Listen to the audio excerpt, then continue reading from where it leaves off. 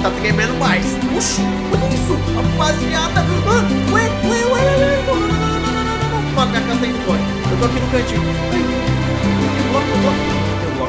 Droga. Ok, eu tô aqui no canto. Não!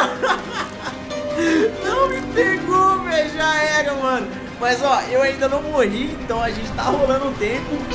Velho, que isso, mano, é possível. Pô, de verdade, isso aqui foi extremamente rápido. Nesse nível médio eu consegui sobreviver por 17 minutos. Então a gente já vai direto para o nível difícil.